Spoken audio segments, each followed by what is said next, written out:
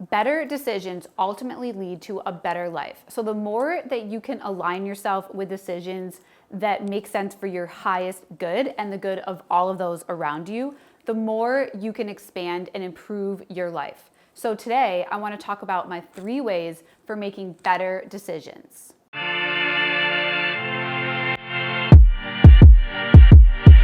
All right, so if you're human, you've probably struggled with making decisions at some point, probably many points in your life. And decisions are something that we obviously do daily, thousands of times a day. And it's been proven by neuroscientists just watching our brain activity that we can make up to 35,000 conscious decisions a day. And that is not including all of the unconscious decisions that we are making throughout our day.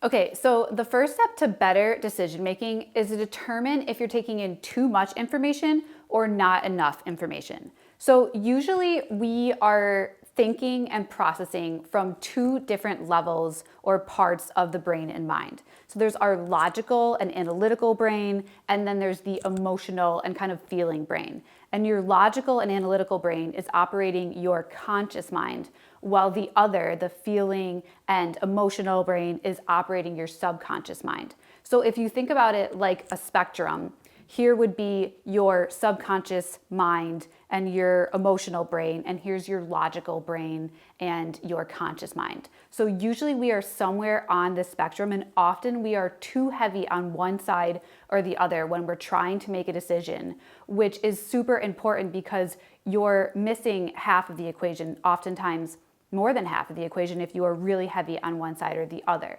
So our goal here is to create integration between these 2 sides of the brain and mind and kind of bring your whole self into this decision making and thinking process so you can make better decisions that are better aligned with yourself and the life that you are creating. Okay, so let's talk a little bit more about the logical brain if you are hanging out more on this side of the spectrum. And this is often where I like to hang out. I am a definite overthinker. I definitely like to take in all of the variables and all of the pieces and can stress myself out with way too many details floating around and then kind of paralyzing myself from making a good decision or making any decision. So this part of our brain is actually the most developed part of our brain and is our conscious mind. It's often called the neocortex in neuroscience, and it was evolved much later than a lot of the areas of our brain, like our limbic system and the reptilian brain, which is the most primal part of our brain. So because we have this evolution, we have all of this power, right? We have been able to separate ourselves immensely from our ancestors and also from the other animals that are currently, living today. And we as humans have so much ability to take in so much information. But this kind of power doesn't come without a cost, because this brain and this part of the brain can be using up to as much of 20% of our energy in our body. So this is why when you are overthinking a decision, you can often find yourself foggy and depleted and confused and just unable to really have the energy or the presence to make a good decision. So we can often find ourselves when we're hanging out here making all kinds of pros and cons list or spreadsheets or requirements list, and you're weighing all the variables, or you're doing what I call surveying and you're asking all your friends and family, like, should I do this? What do you think about this? Let me give you the context. And you're just taking in way too many pieces, right? But you're trying to process way too much, and it is leaving you in that stuck place. So if you're hanging out here, we want to come more towards center.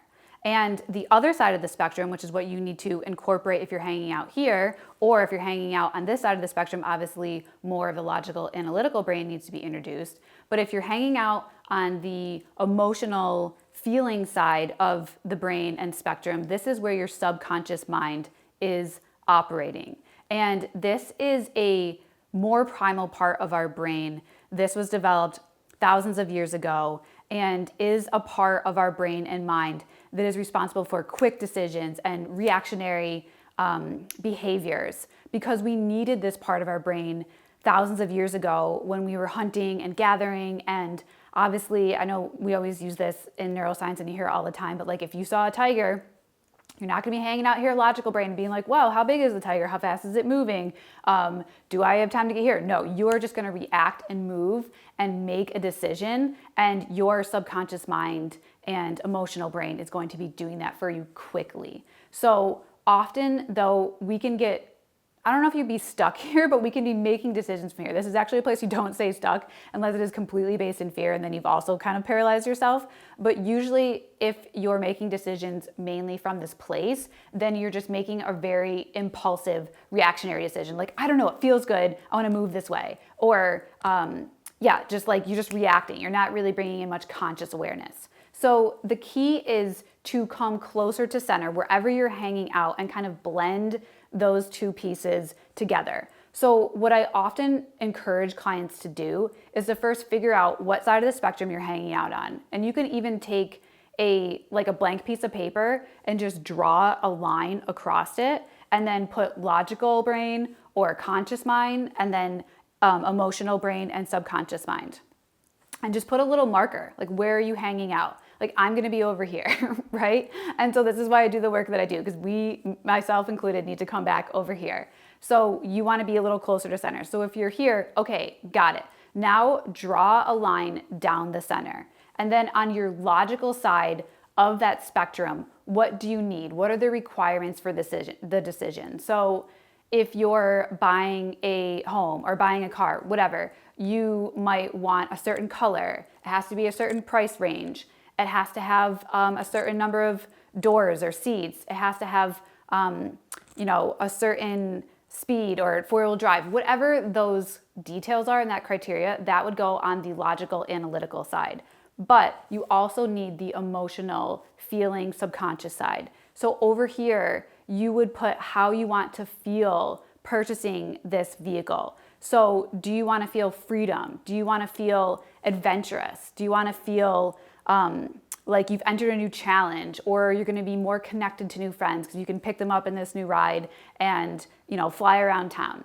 So we want to have both sides of that spectrum incorporated here and then bring them together for your decision. So I've even had clients take this list of both how you want to feel and your requirements or your specifics list, and show up to, let's say, the car dealership or buying a home or to that job interview, and make sure that both sides of that spectrum check off, so you are bringing your whole self to that decision-making process. Okay, so my next tip for making better decisions is to find your North Star. And this is very much for your overthinkers, overanalyzers, and those of us here hanging out on this end of the spectrum, just taking in way too much information, asking for way too many opinions, and just having all these different variables and pieces swimming around in your mind, and you've really kind of lost sight of what truly matters and what is most meaningful to you. And so what I would do if I was working with a client is I would come home to their vision. We always start with creating a vision for your life. What do you want? What are you working towards? What are you desiring in the situation?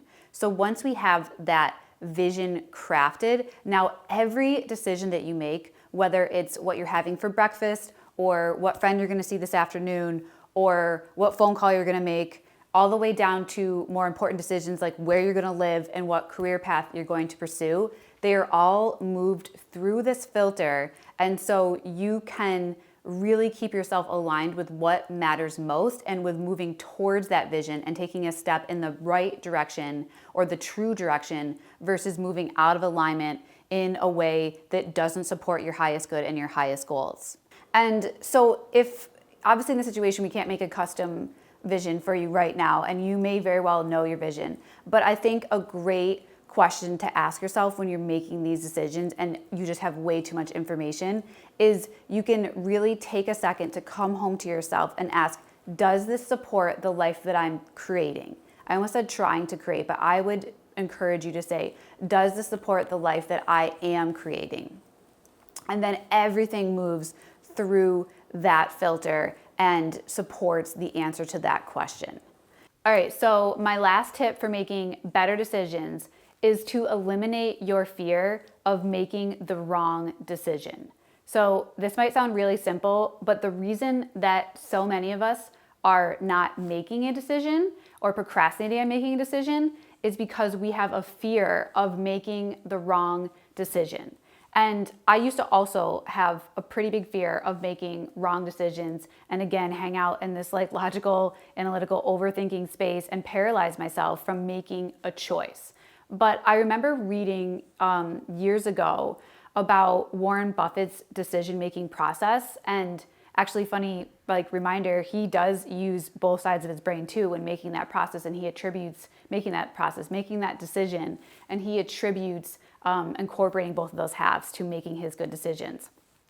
But what he also said is that there are very few decisions in life that are irreversible, right? And if you think about that, that really changed things for me, because oftentimes you are putting so much weight and stress on making one decision and you're acting like your whole life trajectory is based on it and changed on it, when really it's a lot of small decisions that lead up to these big shifts and changes, right? It's not usually just like one decision.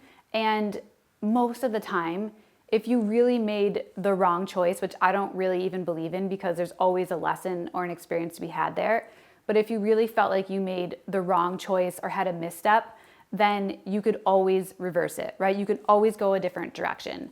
So that really set me at ease and allowed me to make decisions from a better place and from a less fearful place, and without the fear of doing the wrong thing or making the wrong decision.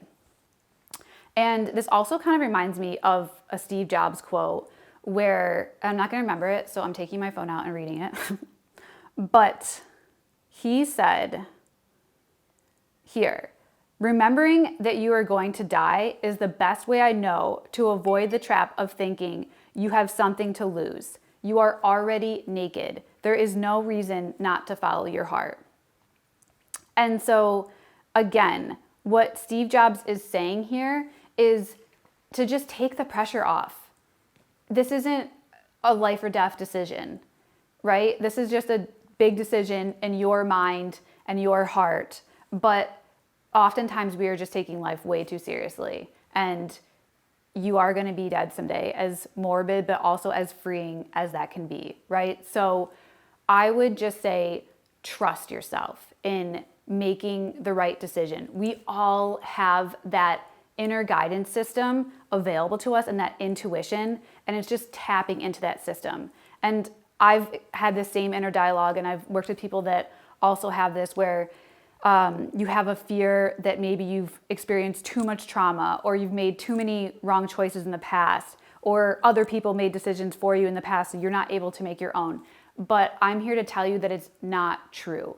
Every single one of us, as long as you are an operating, living, breathing human being on planet Earth, has an inner guidance system, and you can trust yourself to make the right decision. So trust yourself. Make a decision that is aligned with your highest good and the good of all those around you, and you cannot go wrong.